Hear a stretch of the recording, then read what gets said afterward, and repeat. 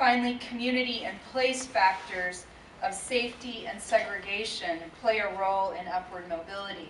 And when I'm thinking about these factors, I often think about folks that I worked with at the Community Action Agency in Southwest Missouri, or folks I interacted with when I was at the state CSVG office. I think about mothers in low-wage working jobs who really do not have the time or the resources to supplement their child's education with enriching experiences of after-school or summer jobs. And they're really experiencing economic and family factors that have an impact on their opportunity and their child's. And I think about young fathers who are unemployed, maybe living in communities in the South who found very low mobility in those parts of the country, even lower mobility than we have in other countries around the world. And we really have to ask ourselves, what policy and program interventions should we in community action put in place now that will allow this mother and this father to fully contribute their gifts and talents and make sure that their child is better off 30 years from now.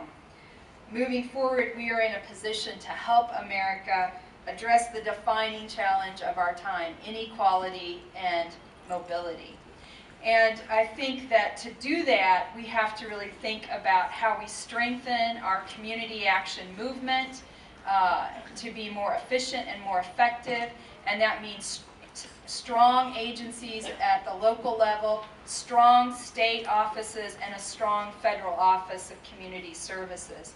And so one of the things that we've been doing at OCS since I got there, which is will be shortly be 3 years, is really focusing on a couple of streams of work to improve the efficiency and the effectiveness of this network. And so I want to talk about those for a few minutes. And so as you've been eating, you've probably had an opportunity to look at the slide that I have up here that really shows the different 3 streams of work that we've been focused at. And as you look at this, I want you to really appreciate and understand that we are about strengthening this network at all 3 levels. This isn't just about tightening up things on local agencies. We're not just trying to hold local agencies accountable.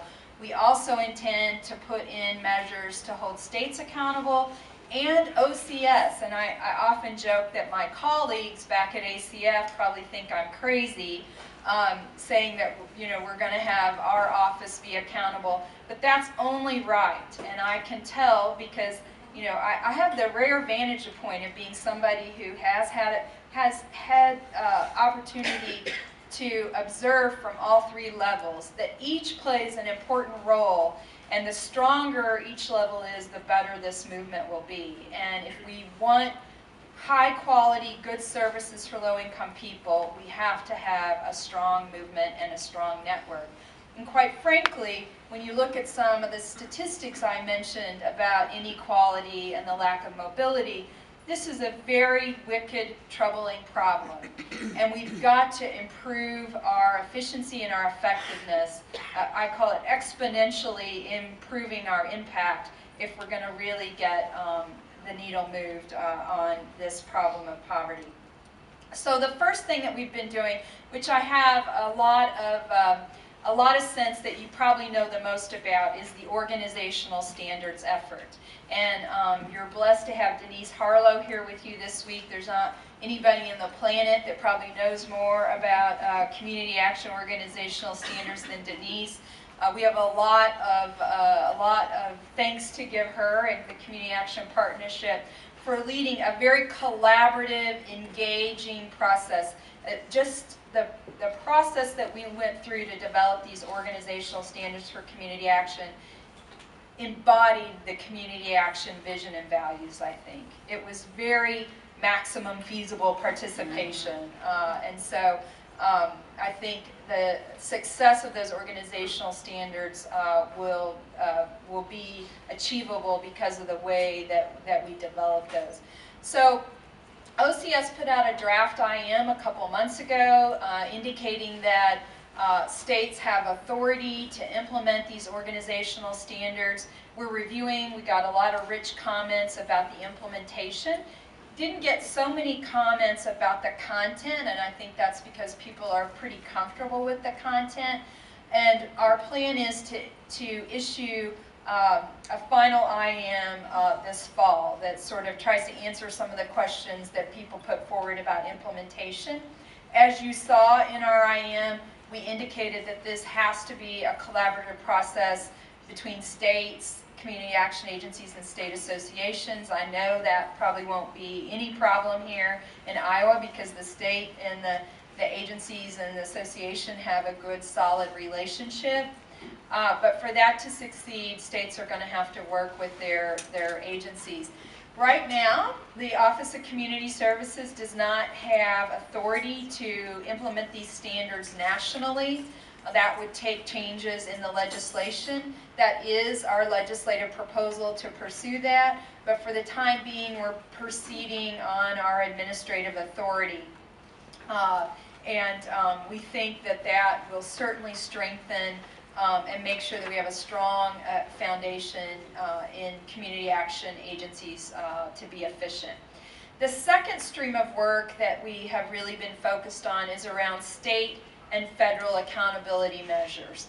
And this is really an effort to figure out what do we know about the role of the state and the role of the feds that we may need to sort of monitor and track. And we issued a draft IM, actually as a draft, dear colleague, for these state and federal accountability measures. We've gotten feedback on that.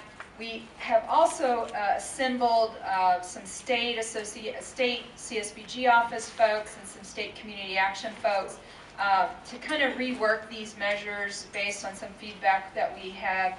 They've been significantly reworked from the first version that was out there. Our intention is to refine those throughout the fall and issue a final IM on those before this fall or before the end of the year. And the important thing to know about sort of the implementation on these, states have to submit a state plan to OCS before each program year. And so that mechanism would be used to ask states about their kind of targets and what they intend on these accountability measures. And then there's an annual report process and after the program year, and that would be used to sort of see how states did on those accountability measures.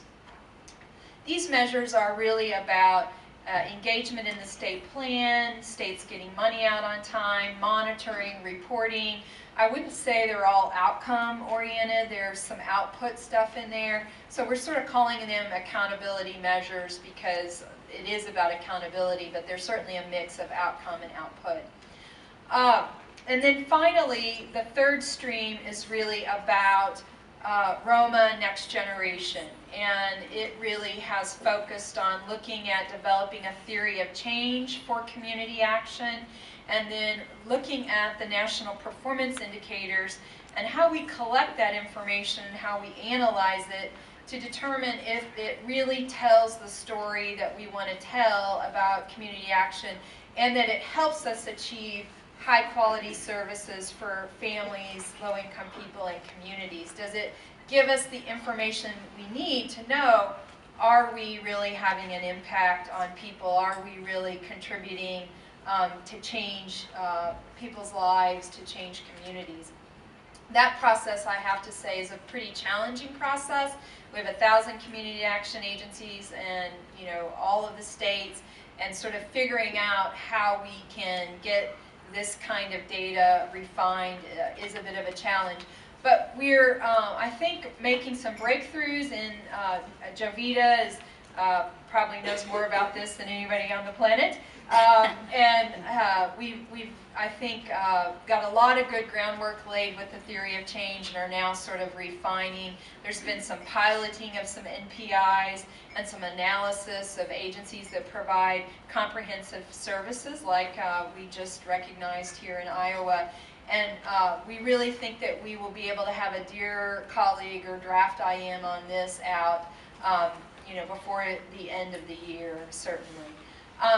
So this kind of gives you a sense of those three streams. Lana, there's a second slide here, if you wouldn't mind pulling that up, that has a timeline.